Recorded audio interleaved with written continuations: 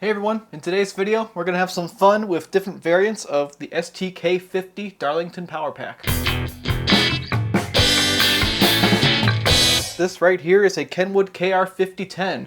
When it showed up here it had a failed Darlington Power Pack. It was blowing fuses, it was lighting up my dim bulb tester, and when I removed this pack right here, it all stopped lighting up the dim bulb. So we've got one good original one in here, and then to replace this I bought two things.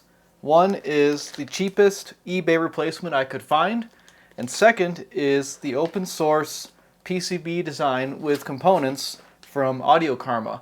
A member took the time to reverse engineer this very chip right here and designed a circuit board. You can upload this circuit board design to a circuit board manufacturer of your choice, and then you could buy all of the components from Mouser.com. After that, it's up to you to populate the board with all your components and figure out a way to mount it, because obviously this is not the same. Obviously we don't have very much testing equipment here, but we do have an oscilloscope and a multimeter, so that means we can measure power ratings and we can take a look at waveforms on the scope. So what I plan to do is just see how is this chip that's already in here performing, and then do we see any differences between that chip and this chip.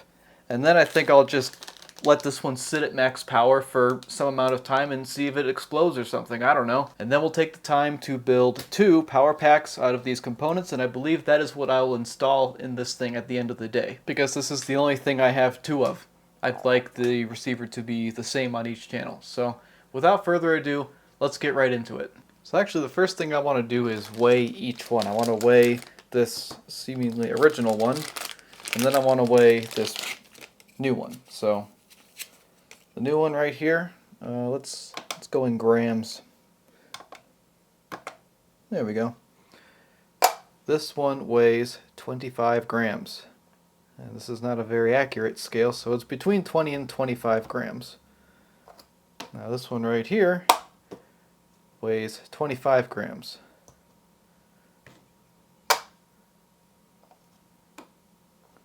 $25, $20. So this one is definitely lighter than the original, as you can see. So that means we definitely don't have the same thing inside of here. The difference we have is we are open right here on these corners, and then here we are closed on these corners. So different package, I guess. Maybe at the end of this video we can tear each one of these apart and see what's going on inside. That actually sounds like fun, so maybe we can do that. Alright, got my leads bent, fresh Dow 340 underneath, so let's go set this in, solder it, and screw it down.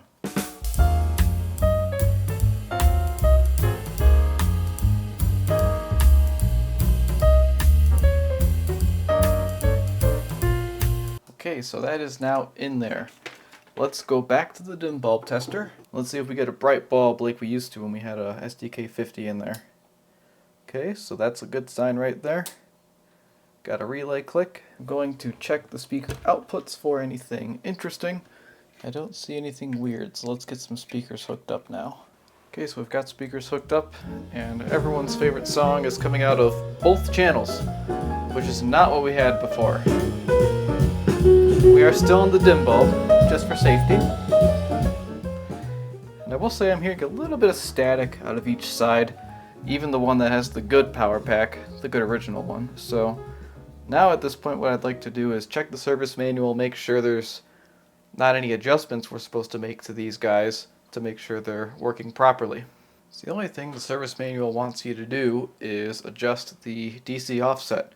There is no bias adjustment on here. You might have to manually adjust that. I don't really know how the STK-50 works just yet. So anyways, I think this is our left channel. We can adjust this now so we can get something smaller. Yeah, there we go. Okay. Let's adjust this for 0, and it adjusts very nicely. We'll call that good. Now let's go to the other pin, and we can adjust this one for 0. Okay, so we've completed the DC offset adjustment. I just remembered we are on the dim bulb, so we might as well adjust that on actual power. Let's turn this back on and see if we get anything different. we don't. So that's a good thing to check though.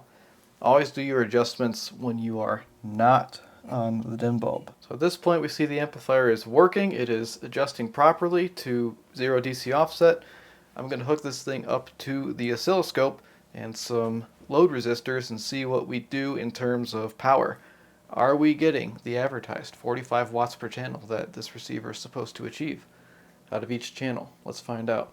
Alright, so what we've got going on is channel 1 right here has the left speaker on it, and channel 2 has the right speaker. So if we go to Alt, that puts them both right on top of one another. So to start, we can position each of these channels so they're, right on top of one another. So let's go like that, and let's go like that. So that's one line. We can see if the channels are tracking properly with one another. So let's power this thing on. Let's let it click in. There you go. And this receiver actually has 2 protection relays, one for each channel, which I think is kind of nice.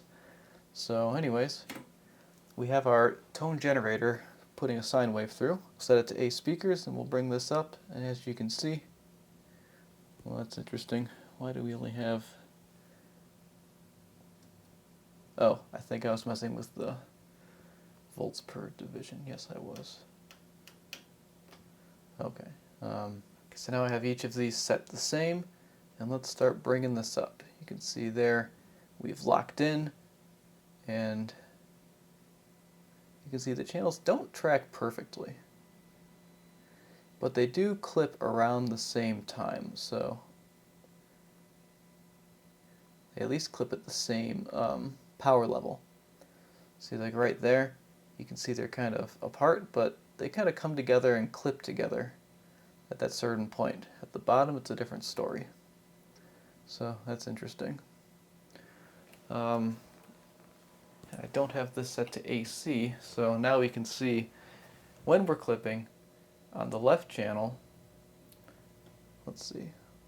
Let's go to the left channel. We basically have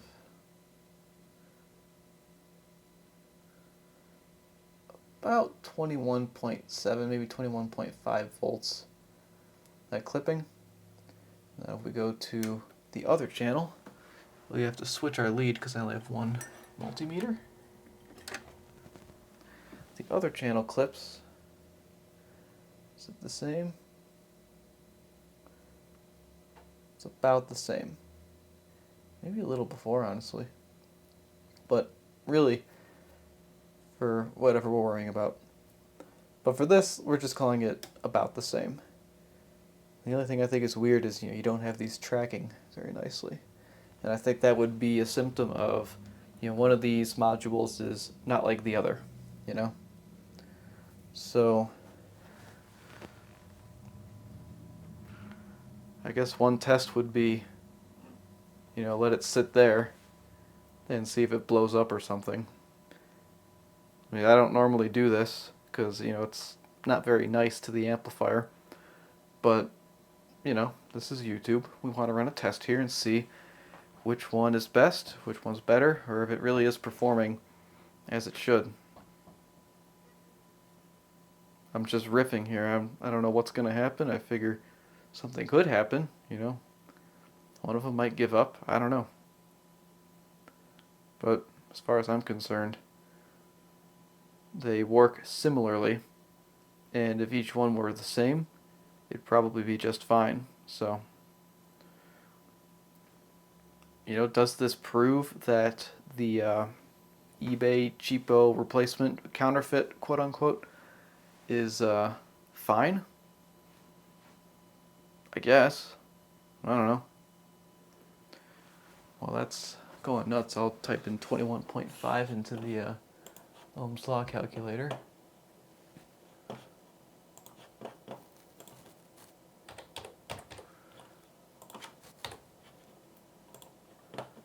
Yeah, so the Ohm's law calculator says 21.5 volts into 8 ohms is 57.78 watts per channel.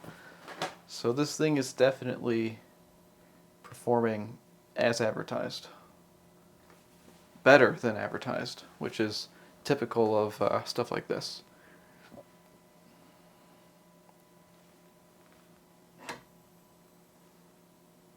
don't know.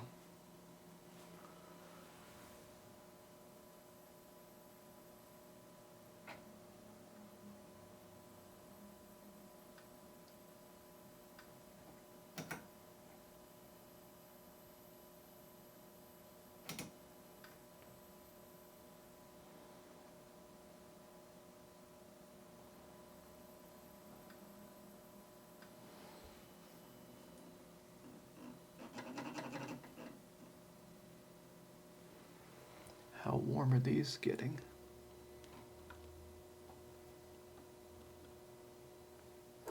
Okay, so I think I may actually have to stop here because what's happening is my load resistors are getting very warm to the touch.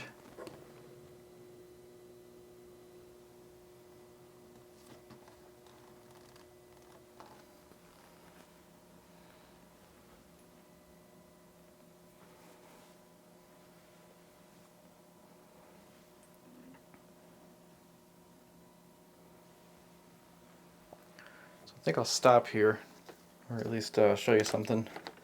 So basically, instead of this being sound, it's getting converted to heat by these load resistors. And you know, I can feel that heat, and if I touch and I hold too long, it's not something I would want to hold for very long. They're very hot to the touch. So nothing dangerous yet, of course. It would be melting through my ESD mat at this point.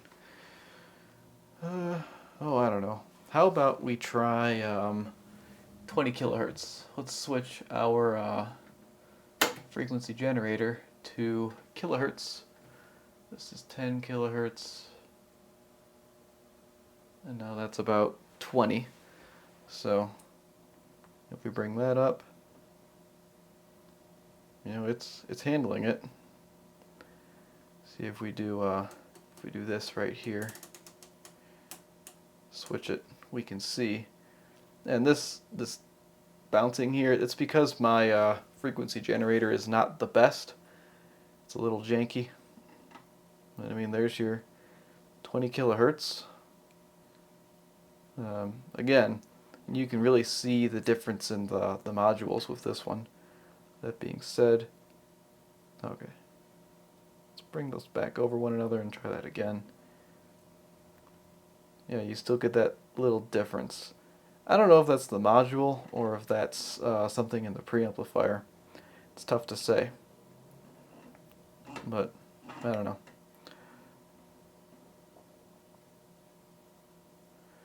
Okay, let's try this at 20 hertz now.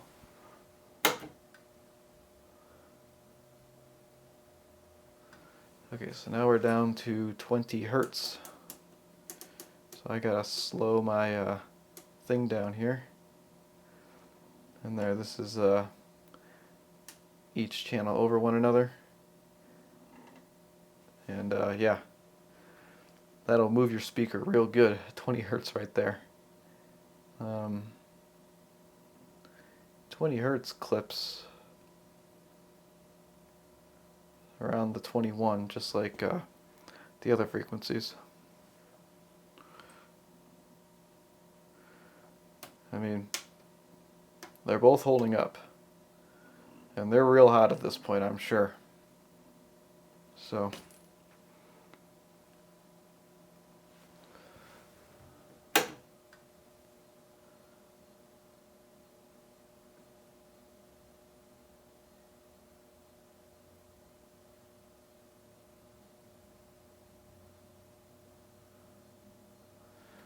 alright, so now I'm back to 1 kilohertz, 1000 hertz. I tell you what, I'm putting this thing through its dang paces, you know.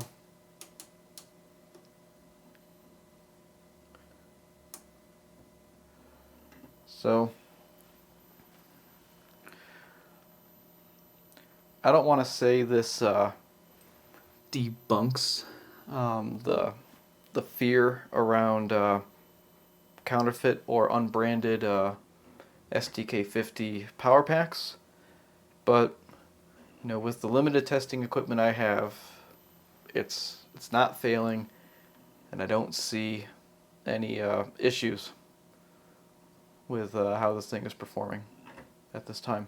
So next for me is I think I'm going to assemble those these guys right here, and we're going to figure out how the hell we're going to mount them inside of here, because if you research this, the most popular use for this is on a Pioneer SX-780, which also uses STK-50 power packs.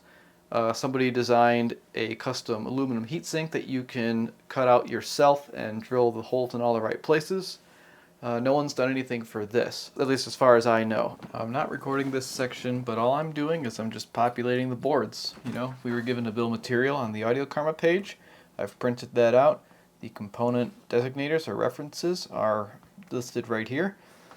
And on each board, it says, you know, R2, R1, Q5 right here. And yeah, it's very straightforward. You just put the component where it's supposed to be. Do a little bit of soldering here and there. I wouldn't solder all these at once. You can see I already started with this capacitor here.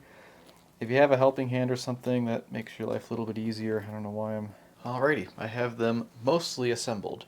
So now we need to figure out how the heck we're going to get them inside of the receiver. I have them mostly assembled because these guys need to actually be attached to the heatsink so they can, you know, be cooled.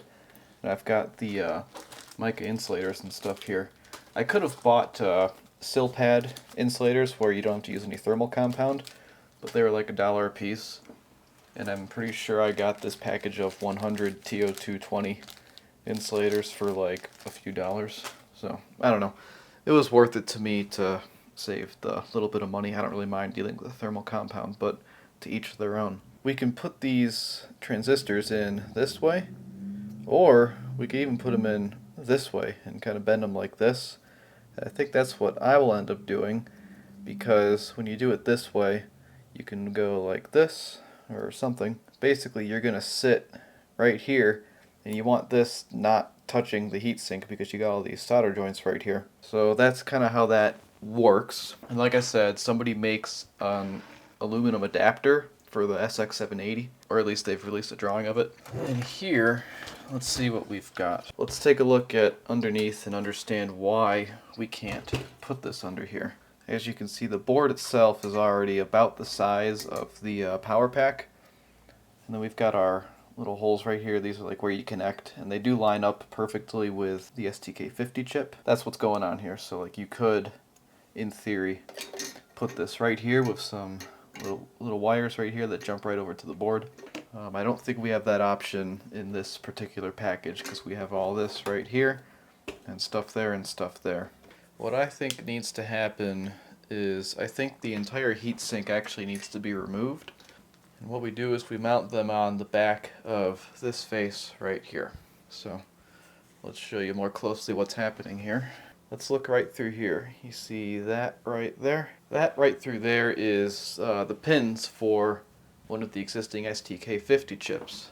So I think what happens is we take our guy and we mount right here, drill the correct holes into this face, mount it all right here. See, I don't know how clear any of that was. So that's what I think needs to happen.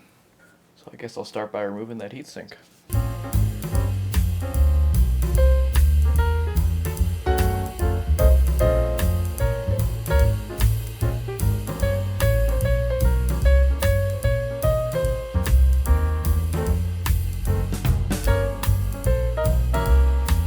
Kind of incredible how flimsy this thing is. I think the structural integrity of this receiver relies somewhat on this cross member and this heatsink.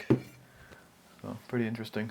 Come to think of it, now that I see that this can be, in theory, installed and removed with these modules already attached, maybe I can just drill and tap right here. I'll think about that.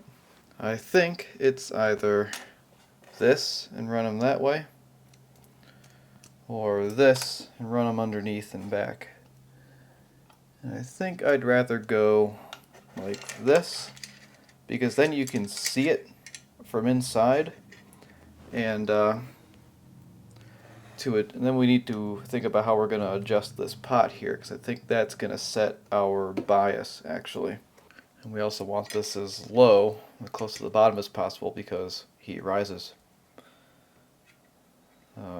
It's going to take more for it to it's going to take more for the heat to, at least I think it will.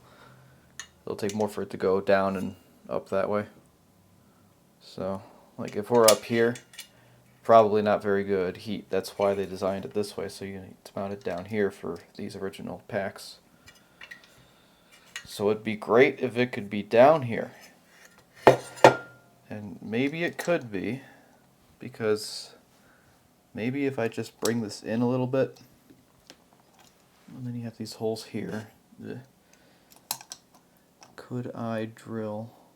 Well, then these wouldn't have adequate cooling because there's no material underneath them. See, this is harder than it looks. The worst thing that could happen is I drill some holes and it doesn't work that well. So maybe I will do it this way and then just run my wires kind of diagonal in a way. That way the wires are short. You don't want these to be too long. And the other thing is the heat sink is thickest right here in this this part of the cross section. It tapers and gets thinner as you get up here. They kind of need to be down here for proper cooling, unfortunately. Yeah, I think that's how I'll do it. So here it is, mocked up with Scotch tape. Not terribly happy with it. One thing that'll need to happen is I'll need to desolder this so I can bend it down all the way. Might need to solder this capacitor to the back of the board, or just, again, bend it out of the way like so. Because when we put this cover on, it's going to come pretty close. I'm looking down it right now like this. It's not going to touch quite, but the closer I can get it, the better. We do have some interference along the board right here. At least we have easy access to our connections right here, so that's pretty good. I'm happy about that. I think I'm gonna try it this way to start, and if it doesn't work, we can adapt. It's not anything we can't undo, and drilling holes in a heatsink is fine. It's not gonna ruin the value of this very valuable rare receiver. It's not an SX-1250. It's fine. So I've got one started here, and I'll just show you my process. So I don't have a center punch quite small enough for these guys, so we'll see what I do. But for these guys, I'm getting by with what I have. So I'm just lining this one up how I think it should be. I don't want these touching this steel here.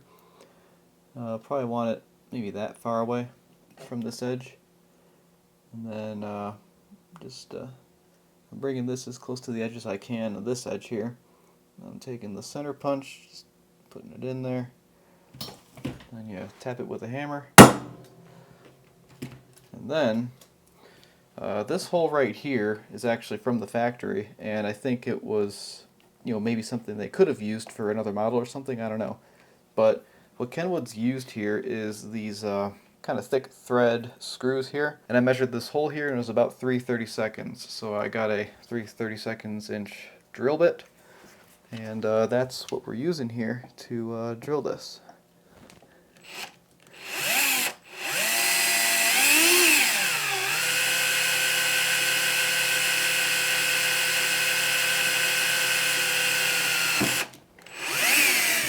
As you can see, there's plenty of material here to drill through, so that's a good thing.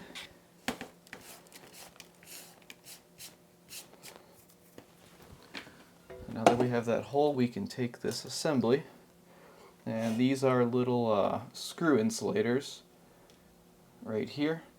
The part number for this is in the build sheet for this.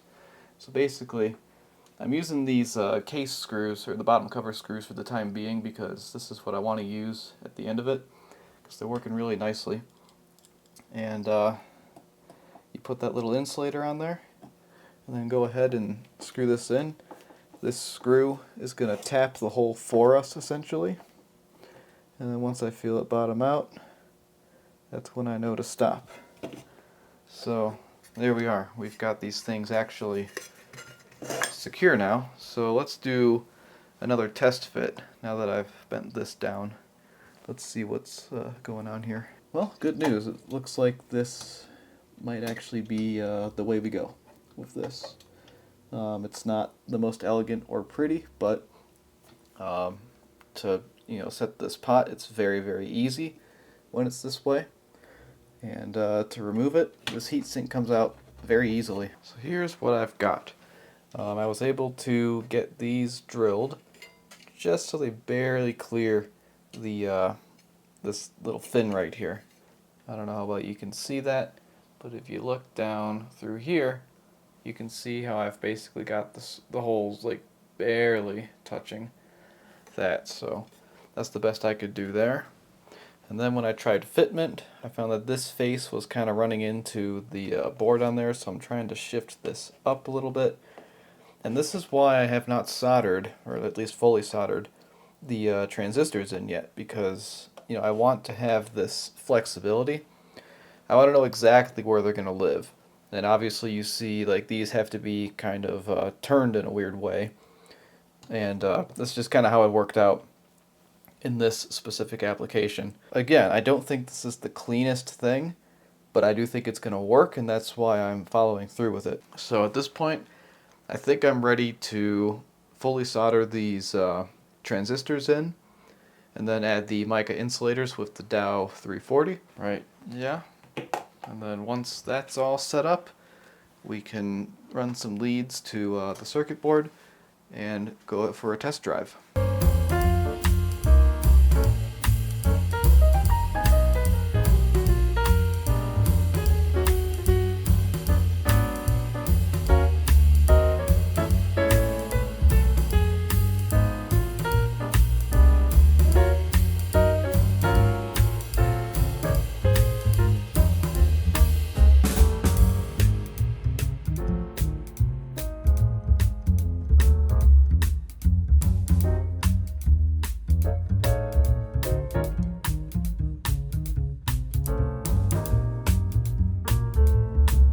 Okay, here's the finished product.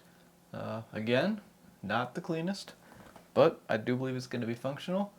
One thing we're going to do to check that right now, actually, is we're going to set the multimeter to continuity.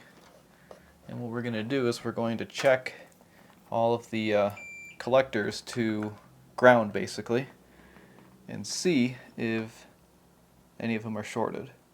So that one's good. That one's good. This one's not good, so I need to figure out why that's shorting. And then this one is good. So again, I'll go against the screw on all of them. See, you saw me put those black insulators in there. So clearly this one's not doing its job, or I have it over tightened or something. So let's back this out. See if that did anything. No, it didn't. So, okay.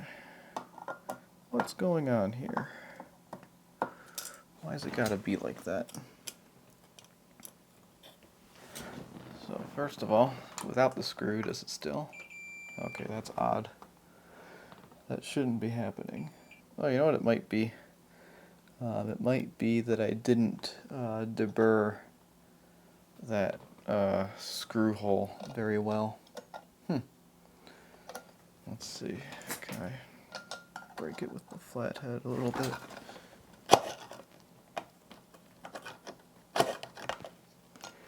Okay, I did get a burr doing that. Get out of the way. Let's stick this in there and clean it up. There we go. Much better. So yeah, deburr your holes, everybody. If you're drilling, make sure you deburr them. We don't need to worry about that as much for the TO3Ps because they have an insulated screw hole already. At least these do. Something tells me I should deburr these just to be safe.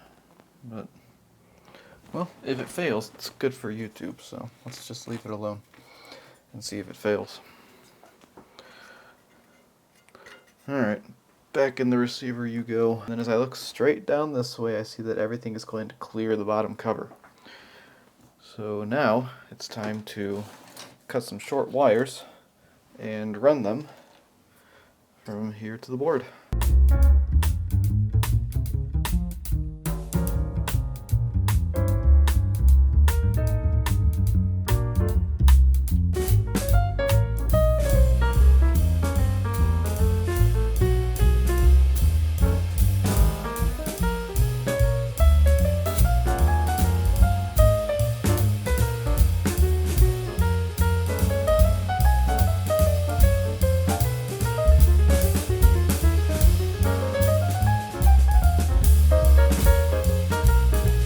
Just for funsies, before my battery dies on the camera, let's throw it on the dim bulb and see if we get a bright bulb or if it leaves protection mode. So, we turned off, yes. So, here we go. Oh, yep. Yep. So, yes, I did at least something right. And it didn't seem to be pulling a lot of current, so that's great news.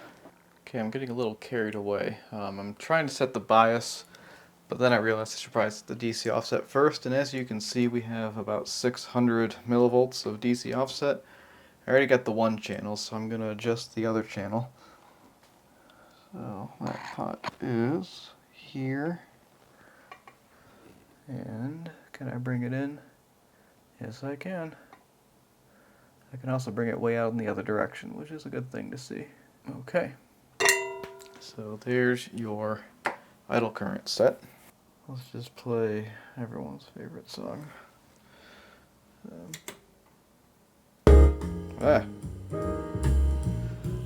Okay. And that pop, I believe, is from the worn out protection relay. I have two on order. Those are going to be showing up eventually. Let's see, does the other channel work? Yes, it does. Got decent sound out of both channels, and we're not lighting up the dim bulb, and there's 0 DC offset, so okay, I need to stop for now. I will see you after the weekend. So before I go any further with these guys, I want to replace the relays. I'll put the part number for these on screen. I think that replacing these relays will cure that weird behavior we just witnessed in the previous clip. So the relays live right here. This should be pretty simple to get out. So yeah, here's an old one. They don't quite make this one anymore. So now we have this one, which has the same pinout on the bottom, but it's just a slightly different style. This one appears to be completely sealed also, so it should last longer in theory. Okay, this could end terribly. I don't know, because I did not have any way of checking the schematic for these guys. I'm just assuming that since they fit in the same spot, they do the same thing. So let's see what happens when we turn this on. Yeah, turn on the dim bulb first. Do we get clicks? We sure do. So it should work, in theory. Okay, let's take a listen to our right channel.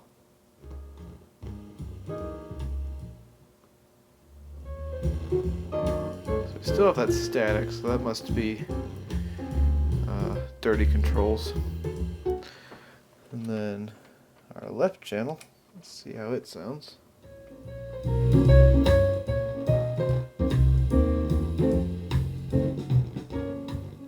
Okay, so they're working, but we have that odd static. I can actually see through here that the volume knob is very loose on the chassis, so the faceplate's going to need to come off so we can tighten that nut. Now let's check the bias before we do our power test, because you saw we did the DC offset. So to check the bias on this, we need to go across pins 3 and 8. This is talked about in the audiokarma forum. Okay, pins 3 and 8. This one we have 18 millivolts, and on this one we have 16 millivolts. There's a range in which the guy who invented these thinks that they'll be okay in, so you can read about that in the forum. But for now, I think it's time to do the torture test per se. So let's put the bottom cover back on this and the top cover, and see if we get the same watts per channel as before. See if we get different behavior out of the channels, if that was a preamp issue, or if that was a difference in the modules. Okay, this is the same setup as before. Let's get our channels above one another perfectly, so we can see if they're tracking properly. That looks good to me. So let's bring it up. Oh, interesting. So I guess that would be a preamp issue then, if we're seeing variation in the channels still. So yeah, that's unfortunate. So we'll have to tackle the preamp, I guess. But in terms of clipping, we actually have less power than we did before. Also very interesting. Things are definitely louder though. Like, I think I can hear the actual modules themselves much more, because maybe that's coming through in the microphone. This didn't happen before. I think the most bizarre thing here is that these are less powerful, or they're producing less watts per channel than the original STK-50s. Like, I'm seeing clipping around 19 volts, and I think that is still, within the advertised 45 watts per channel. It's just kind of interesting.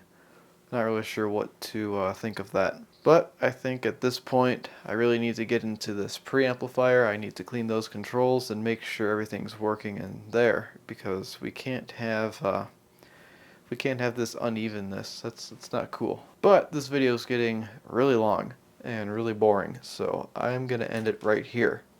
So thank you all so much for watching. Next videos on this will probably be a wrapping it up video, kind of like with the MCS. And I do still need to attempt to fix the tuner on this. This thing is really messed up and needs a lot more work. So it's pretty incredible how bad it is, just like the MCS, maybe even worse. Alright, thanks again. I will see you in the next one. And just briefly, this heatsink is quite warm to the touch. So I do believe that the transistors are getting their heat into this heatsink at a suitable rate, per se. I think something bad may have happened by now, because this is pretty dang hot. Like, I don't want to hold on to it too long. Alright, this time I'll see you in the next one.